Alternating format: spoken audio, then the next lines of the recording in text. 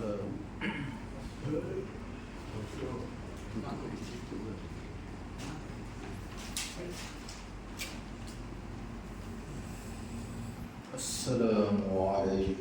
warahmatullahi wabarakatuh. Alhamdulillahi rabbil alamin. Wassalatu wassalamu ala asyrafil anbiya'i wal mursalin wa ala alihi wa sahbihi ajma'in. Amma ba'd. Yang dihormati dan dikasihi Al-Fadhil Tuan Imam Al-Jum'ah Fadil Ustaz Syukri S.U.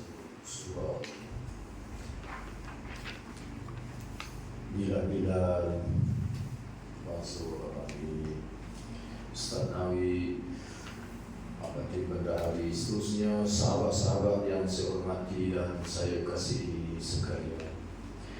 Sebelum kita berpisah pada pagi yang mulia ini, pagi yang ke-27 Ramadan, kita dengar beberapa hadis Nabi SAW daripada kitab Bulughul Maram yang disusun oleh Al-Imam Ibn Hajar Al-Asqalani. Muka surat 237.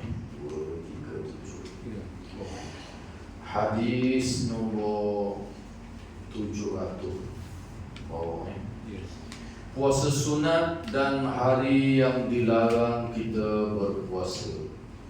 An Abi Qatadah Al-Ansari radhiyallahu anhu anna Rasulullah sallallahu alaihi wasallam su'ila an sawmi yawmi Arafah. Qala yukaffiru as-sanata al-madiyata wal-baqiyata. وسئل عن صيام يوم عاشوراء قال يكفر السنة الماضية وسئل عن صوم يوم الاثنين قال ذاك يوم ولدت فيه وبعثت فيه أو أنزل علي فيه. رواه مسلم. Abu Qatadah Al-Ansari radhiyallahu ta'ala anhu, salah seorang sahabat di kalangan Ansar yang terkenal, telah menceritakan bahawa Rasulullah SAW pernah ditanya tentang keutamaan puasa pada hari Arafah, Yaum Arafah, hari yang ke-9 Zulhijjah. Maka baginda menjawab, pahalanya dapat menghapuskan dosa-dosa tahun yang sebelumnya dan dosa-dosa tahun yang akan datang. Puasa hari Arafah bulan Zulhijjah, sebulan lebih lagi, pahala dia, kata Nabi, boleh menghapus dosa setahun yang lalu dan setahun yang akan datang. Pernah ditanya tentang keutamaan puasa Ashura, puasa hari yang ke-10 di dalam bulan Muharram, dipanggil Ashura. Ashura ni berperkataan Ashura, 10. Okay. Maka Nabi SAW menjawab, pahalanya dapat menghapuskan dosa-dosa setahun sebelumnya. Jadi lebih puasa Arafah lagi lah, Arafah 2 tahun. Puasa Ashura setahun hapus. Pernah ditanya tentang keutamaan puasa hari Isnin, maka baginda menjawab, hari Isnin itu adalah hari kelahiranku, kata Nabi dilahirkan hari Isnin. Hari aku diutus menjadi Rasul dan hari permulaan wahyu diturunkan kepadaku adalah pada hari Isnin, kata Nabi. Hadis yang kita baca ini diriwayatkan oleh Imam Muslim dan hadis ini termasuk dalam kategori hadis yang sahih. Dalam Bukhari Muslim ini sahih. Walaupun kelebihan dia besar, fadilat dia besar, tapi sabit dengan hadis yang sahih, maka kita beriman dan kita percaya kepadanya. Kebanyakan amalan ni sahih, tapi fadilat tu lazimnya banyak yang dhaif. Tapi dalam bab puasa sunat yang 3 ini sabit dengan hari-hari yang sahih, termasuk dalam Sahih Muslim. Maksud yang kita baca pada pagi ini. Yang pertama, puasa hari Arafah. Nabi sebut puasa hari Arafah. Berlaku di zaman kita ni, hari Arafah ni iaitu hari wukuf di Arafah. Arafah ni ada Mekah ya. Ada Mekah. Cuma menjadi persoalannya apabila di zaman kita ini hubungan antara bangsa dan maklumat itu mudah. Bila orang wukuf tu seluruh dunia tahu. Dulu tak tahu. Zaman lamanya pakai nak tahu 9 hari Arafahnya hari 9 Zulhijjah, maka negara-negara umat Islam tengok anak bulan di awal bulan Zulhijjah. Macam puasa lah. Jadi tak sama setiap negara. Negara Arab, Saudi, bawah-bawah negara Arab dia puasa hari Isnin lagi baru ni. Kita puasa hari Selasa. Sebab kita tengok anak bulan tempat kita. Maka begitulah juga dengan puasa hari Arafah ni, berlaku perbincangan yang panjang di kalangan para ulama, terutama zaman kita ni. Ada 2 kelompok ulama. Yang pertama, kita kena puasa macam puasa Ramadan juga. Tengok anak bulan tempat kita. Jadi 9 Zulhijjah ni ikut tempat kita. Kerajaan akan istiar ni. Bila 9 Zulhijjah di tempat kita, di situlah kita puasa. Walaupun boleh jadi di Saudi tu hari kita puasa tu mungkin 2 hari kan, atau kemarin boleh jadi tidak menjadi halangan terpuasa dalam minggu negeri kita.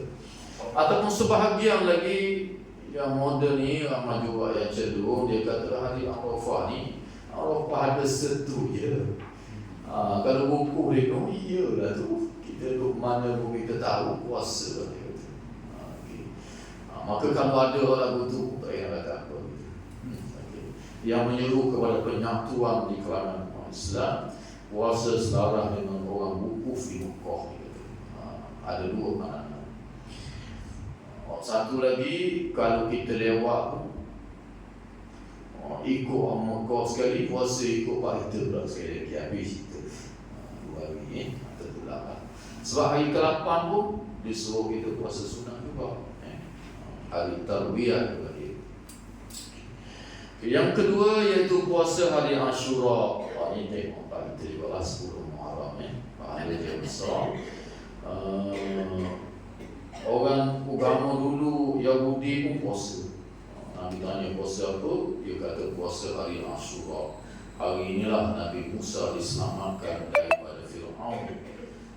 Terbelahnya Laut Merah, maka Nabi kata kita lebih berhak lagi puasa. Maka Nabi pun puasa. Pun lebih baik juga kita puasa hari yang ke-9 dan ke-10. Membezakan kita dengan orang-orang Yahudi. Di sana ada hari-hari yang Nabi suruh membezakan. Ataupun hari yang ke-10 atau hari yang ke-11 kita puasa 2 hari. Yahudi puasa sehari, kita puasa 2 hari. Begitu juga puasa hari Isnin sunat. وعن أبي أيوب الأنصاري رضي الله عنه أن رسول الله صلى الله عليه وسلم قال من صام رمضان ثم أتبعه 6 من شوال كان كصيام الدهر رواه مسلم.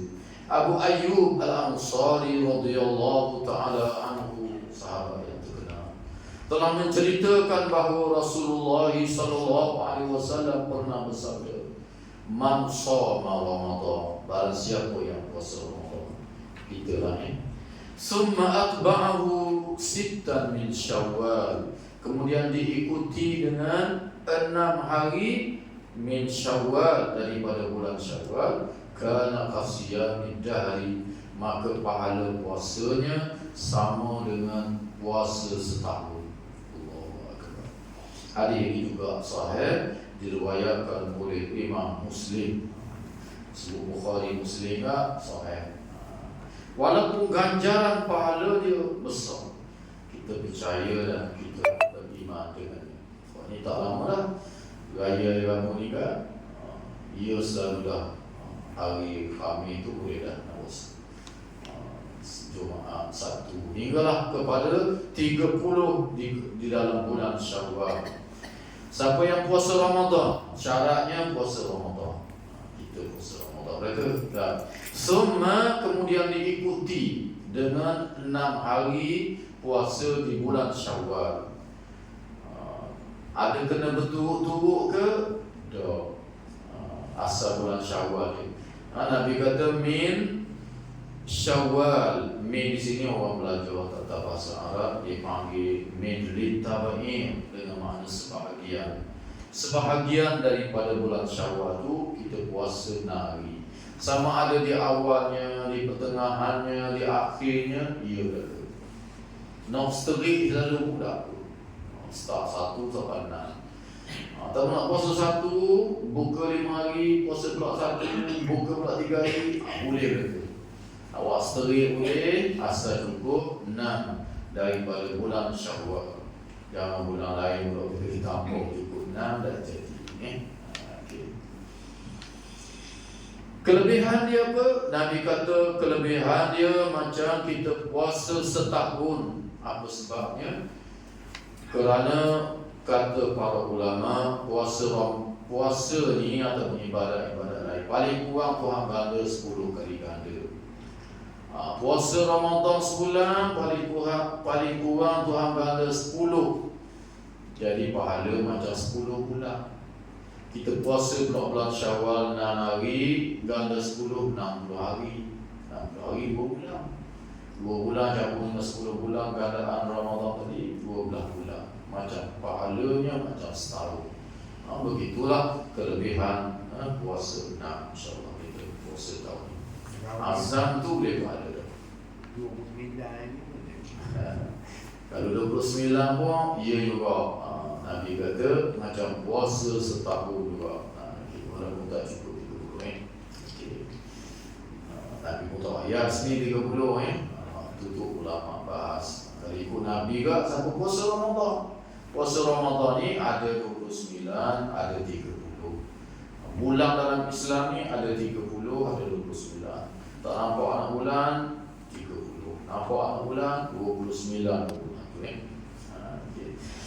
Wa ana Abi Sa'id al-Khudri radhiyallahu anhu qala Rasulullah sallallahu alaihi wasallam ma min 'abdin yasum yawman fi sabilillah illa ba'ada Allah bidzalika al-yawm an wajhihi an-nar 70 kharifan muttafaqun alaihi wal lafzu li Muslim. Abu Sa'id al-Khudri radhiyallahu taala anhu menceritakan bahawa Rasulullah sallallahu alaihi wasallam pernah bersabda, tidak sekali-kali seorang hamba mengerjakan puasa sehari.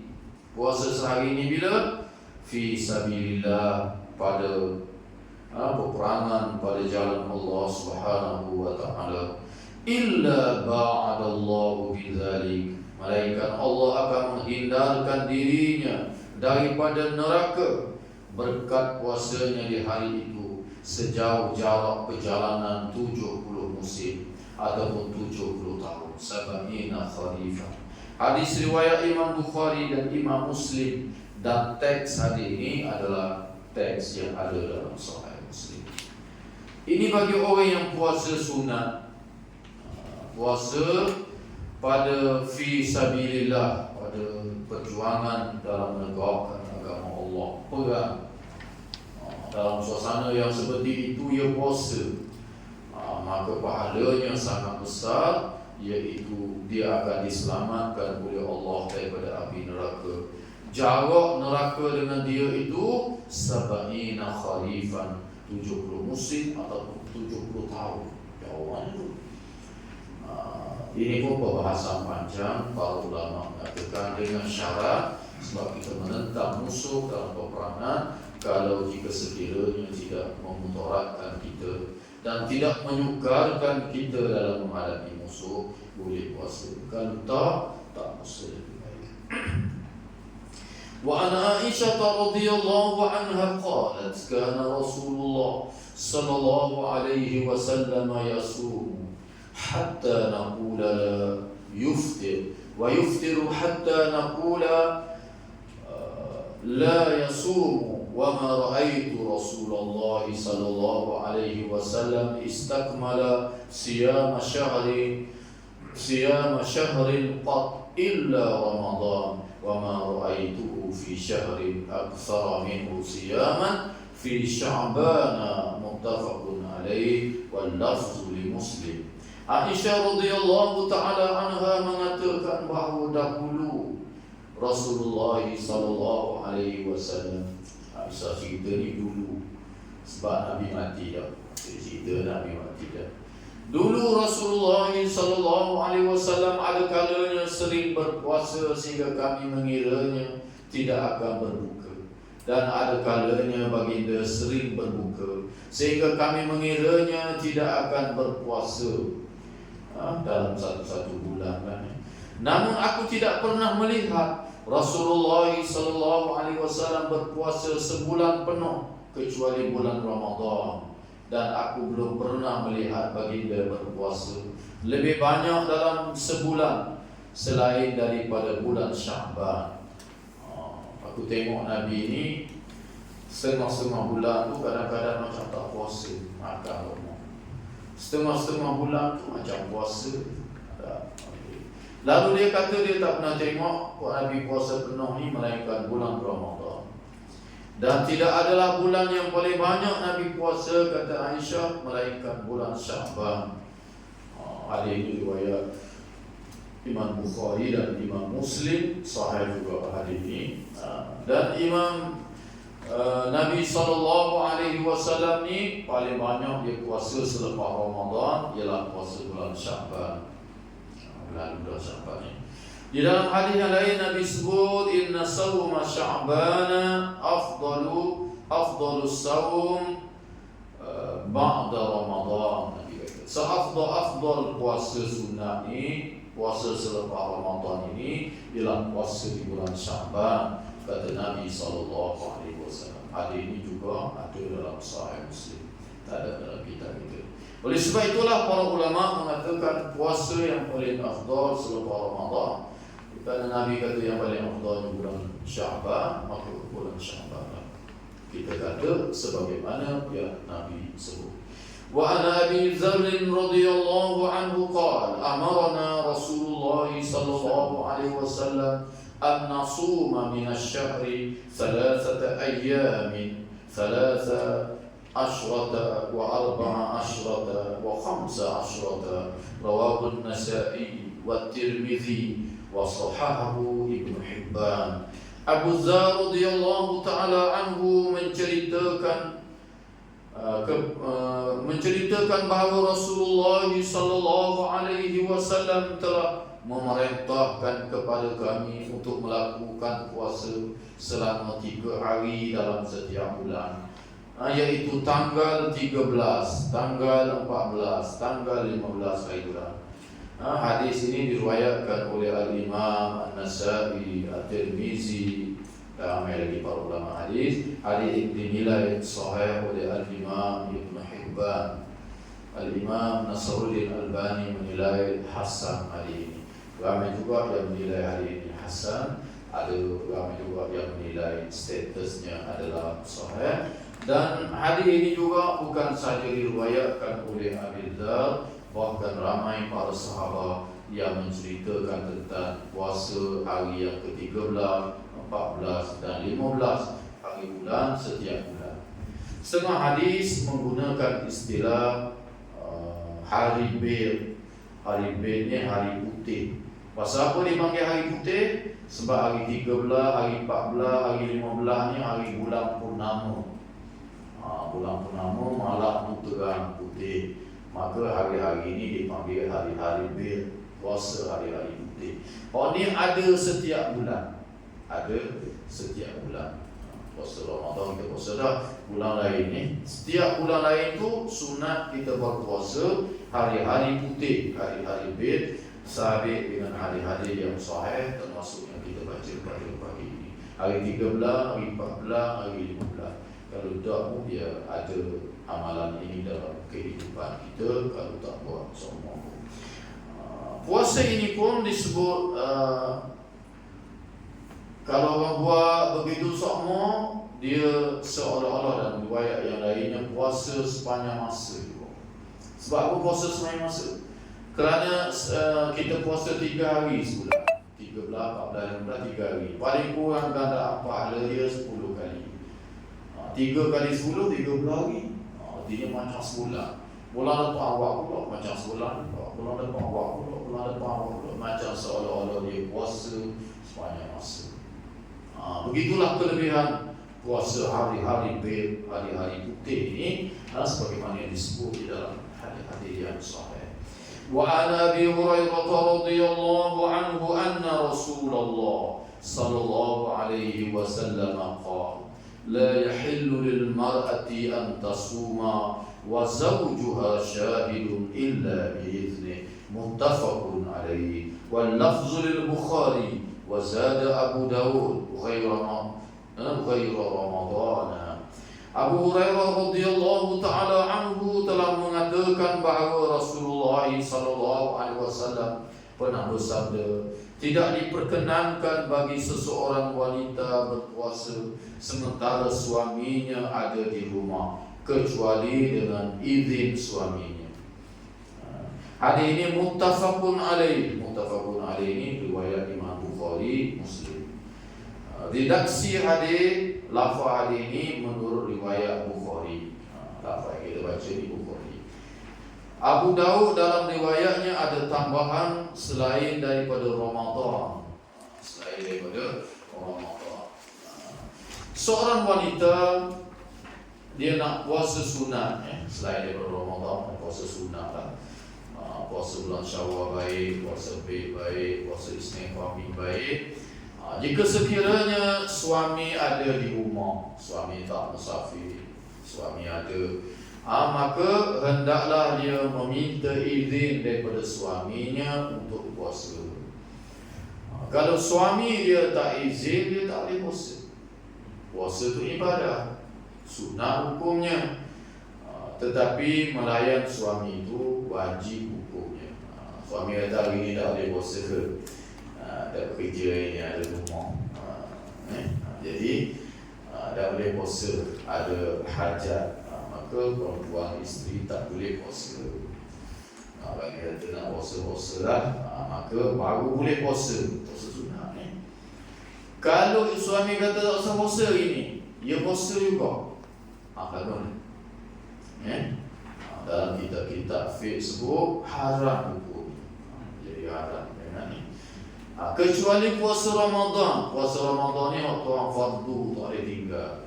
Kalau suami paksa pun tak boleh, tak payah ikut. Dia paksa juga. Pelaku jima' dan persetubuhan dengan hadis yang terbaca minggu yang lalu, kena kafarah puasa. Hak lelakinya puasa 2 bulan betul-betul. Hak puan kena tak? Hak puan tak kena. Puan puasa ganti sehari itu yang batal. Tak adil ke? Adil lah tu. Adil ni meletakkan sesuatu kena pada tempatnya. Wadhu syai' fi mawdi'ihi, letak sesuatu kena pada tempatnya. Kalau puan pun kena puasa kat 2 bulan betul-betul, nak puasa lagu mana? Dia mari puasa 3 minggu, mari batal puasa pula, tak boleh puasa. Tak ada baru bulan betul-betul. Mari sama. Maka begitulah hukum Allah Subhanahu wa taala. Perempuan qada 1 hari itu ya. 5 hari berlaku persetubuhan di siang hari, 5 hari adalah qada. Kalau lagi kalau berlaku 5 kali, 5 kafarah. 2 bulan betul-betul. Selesai buka puasa, start pula 2 bulan pula kena betul-betul pula. Dengan jumlah hari yang dia melakukan persetubuhan di siang hari, kena 1 hari itu 1 kafarah dengan 2 bulan puasa betul-betul. Kalau tak mampu, baru boleh berpindah kepada beri makan pada 60 orang fakir miskin. Kalau tak mampu nak puasa kerana uzur tua dan seumpamanya, baru berpindah kepada beri makan pada 60 orang. mampu juga, mana ni? Kalau mampu, begitulah hukum yang sabit di dalam hadis-hadis yang sahih. Kewajipan isteri terhadap suami begitu sekali, puasa begitu isi. Bahkan dalam hadis-hadis yang lain termasuk satu hadis Nabi kata, kalau kamu sedang masuk ke dapur, si dagang, si rumah, si minum, suami panggil kerana hajat tadi, hendaklah kamu kena datang, tak boleh datang, walaupun duduk di dapur tengah masuk, kau ikamat, kehidup habis dulu. Begitu sekali kewajipan, begitu juga dengan puasa sunat, kena minta izin besar pula sini, puasa yang ada pada suami. Isteri pula mudah masuk syurga ni dalam hadis yang taat Allah, taat suami syurga. Mayang puasa dengan baik, taat Allah, taat suami, dakhalal jannah, masuk syurga. Lagi mana tanggungjawab. Wa ana Abi Sa'id Al-Khudri radhiyallahu anhu anna Rasulullah sallallahu alaihi wasallam naha an siyami yawmain, yaumil fitri wa yaumin nahri, muttafaqun alaih. Abu Sa'id Al-Khudri radhiyallahu taala anhu telah menceritakan bahawa Rasulullah sallallahu alaihi wasallam melarang berpuasa dalam 2 hari, yaitu hari raya fitrah, hari raya Aidil Fitri, dan hari raya Kurban, yaumin nahri, hari raya hari nahar, yaitu hari raya haji yang pertama. Hadis ini juga sahih diriwayatkan oleh Bukhari dan Muslim. Kita dilarang berpuasa 2 hari, yaitu hari raya puasa, hari raya haji. Larang di sini dengan makna haram. Al-aslu fil nahyi al-haram, asal dalamnya adalah haram. Jadi tak boleh kita nak rajin puasa. Raya ni nak puasa macam nak cukup 30. Ada dulu saya nak betul itu. Puasa 29. Dia nak puasa macam cukup 30. Tak cukup dia tu. Tak boleh, bukan boleh pahala, boleh dosa. Itu juga pada hari raya haji. Haram kita berpuasa sambil dengan hari-hari yang banyak, termasuk hadis yang kita baca ini. Yaumil Fitri, Fitri itu hari berbuka, atau satu lagi dengan makna fitrah, iaitu kembali kepada suci bersih. Hari raya puasa ni dipanggil hari fitrah ni pasal apa? Sebab di dalam hadis-hadis banyak sebut siapa yang puasa Ramadan ni dengan baik, di ujung Ramadan dihapuskan semua dosa-dosanya. Seolah-olah dia seperti kain putih yang suci bersih, ataupun seperti anak yang baru lahir daripada perut ibunya, suci bersih, fitrah, sebagaimana anak yang baru lahir daripada perut ibunya tak ada dosa sikit. Maka selepas Ramadan kita kena jaga, sebab kain itu putih, jangan kita dicoteng pula dengan dosa-dosa dan noda. Begitulah puasa Ramadan. Wa an Nusaybah wa an Nubaishah Al-Huzali radhiyallahu anhu qala Rasulullah sallallahu alaihi wasallam, ayyamut tashriqi ayyamu aklin wa syurbin wa zikrin lillahi azza wa jalla, rawahu Muslim. Nubaishah Al-Huzali radhiyallahu ta'ala anhu menceritakan bahawa Rasulullah sallallahu alaihi wasallam bersabda, hari-hari tasyrik adalah hari-hari untuk makan, untuk minum, dan untuk berzikir menyebut nama-nama Allah Subhanahu wa taala. Hadis ini juga sahih diriwayatkan oleh Imam Muslim. Hari-hari ini juga diharamkan berpuasa, tak boleh puasa juga. Apa dia hari tasyrik? Hari raya haji yang kedua, yang ketiga, yang keempat, itu dipanggil hari tasyrik. 3 hari. Hari orang pergi ke Mina, melontar jamrah. Maka hari-hari ini juga adalah tidak boleh kita berpuasa. Tak boleh sama sekali kita berpuasa. Hari raya juga tu, hari raya haji tu. hari boleh berkorban hari itu, korban untuk makan lah. Jadi walaupun tak korban pun tak boleh makan, tak boleh puasa pada hari itu. Jadi hari raya haji tak boleh puasa lagi. 4 hari, hari pertama dan dipanggil ayam tasyrik, iaitu hari yang kedua dan kalau Zulhijjahnya hari yang ke-11, hari yang ke-12 dan hari yang ke-13. Hari yang ke-9 Arafah puasa. Hari yang ke-10 Zulhijjah gaya haji tak boleh puasa. Hari tasyrik 3 hari lagi juga tidak boleh puasa. Wa ana Aisyah wa ibn Umar radhiyallahu anhum qala lam yurakhas fi ayyam at-tashriq ay yusanna illa liman lam yajid al-hadiya, rawahu al-Bukhari. Daripada Aisyah radhiyallahu taala anha dan daripada Abdullah ibnu Umar radhiyallahu anhuma, keduanya telah menceritakan bahawa dalam hari-hari tasyrik, hari-hari yang ke-11, 12 dan 13 Zulhijjah, dilarang melakukan puasa illa kecuali, ada kecualian di sini, kecuali bagi orang yang tidak menemui haiwan hadiah, iaitu ini khusus untuk orang yang menunaikan ibadah haji. Kita akan bincang secara panjang bila sampai dalam bab haji nanti. Iaitu haji ini dia ada banyak jenis, haji qiraan, haji tamattu, banyak jenis. Antaranya ialah salah satu haji itu dipanggil haji tamattu. Haji dalam haji tamattu ni iaitu dia dia pergi awal di Mekah, dia mengerjakan umrah dulu. Dia niat umrah. Kemudian selepas habis umrah, dia buka ihram dia boleh pakai baju biasa dan dia boleh melakukan perkara yang dilarang semasa ihram. Kemudian apabila mari 9 Zulhijjah, dia pun turun daripada hotel dia di Mekah, tak perlu pergi di Mekah apa.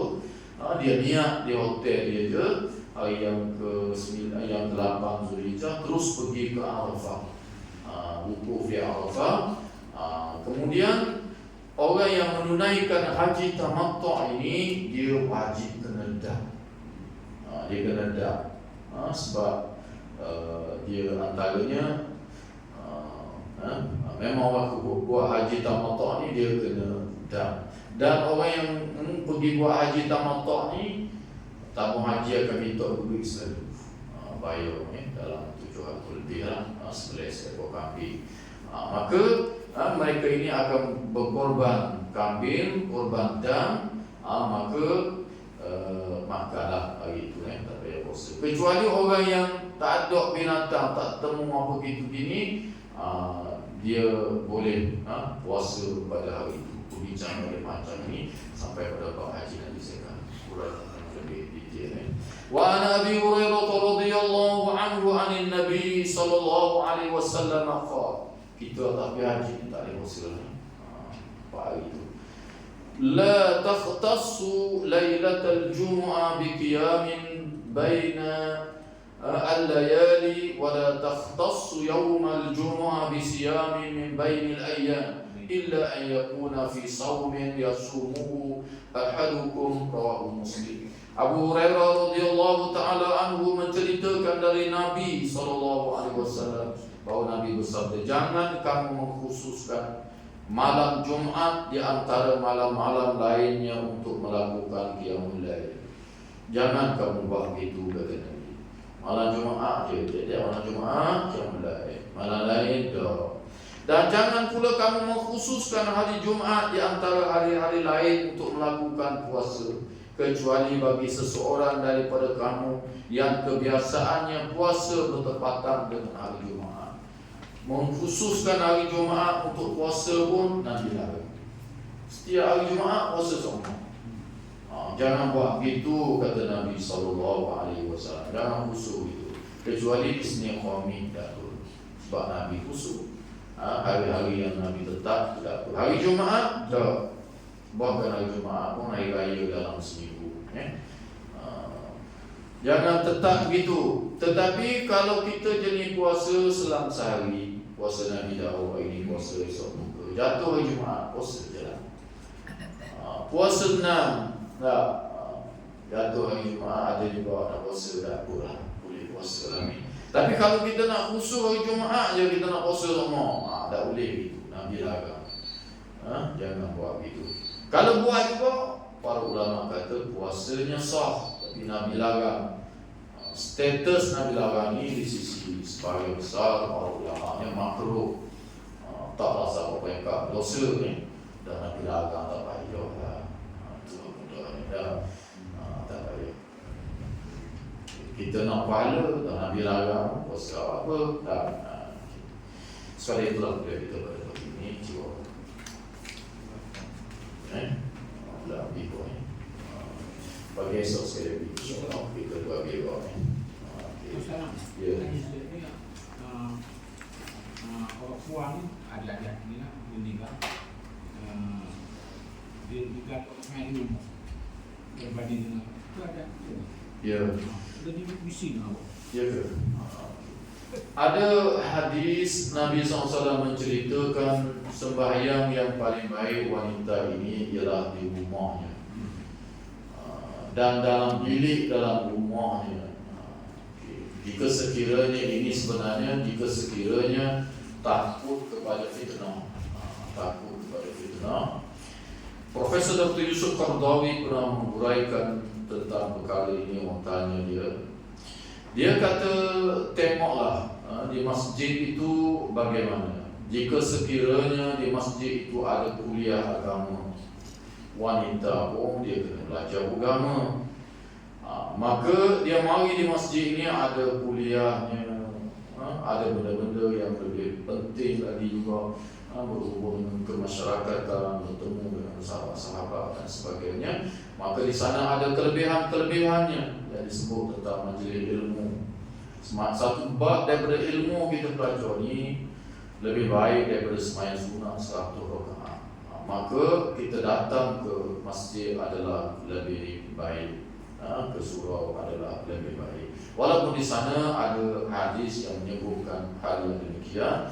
Bahkan isteri-isteri Nabi SAW sabit di dalam hadis-hadis yang sahih dalam Bukhari, Muslim dan lain-lain, mereka mari sembahyang di masjid Nabi SAW.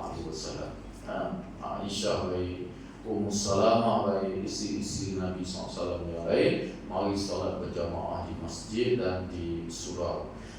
Tapi jika sekiranya boleh mendatangkan fitnah, comel ni, maka sembahyang di rumah bagi wanita adalah lebih baik. Jika sekiranya dia datang hanya untuk solat sahaja. Jika sekiranya di sana ada manfaat ibadah yang lebih lagi, maka dia mahu datang ke masjid, datang ke rumah Allah, dan surau itu adalah lebih baik sebagaimana yang diuraikan oleh Dr. Yusuf Qaradawi dan lain-lain para ulama. Wallahu ta'ala anhu a'lam. Wallahu aqulu qawli hadza wa astaghfirullahaladzim li wa lakum. Wassalamualaikum warahmatullahi wabarakatuh. Insyaallah kita berjumpa di episode sekali lagi.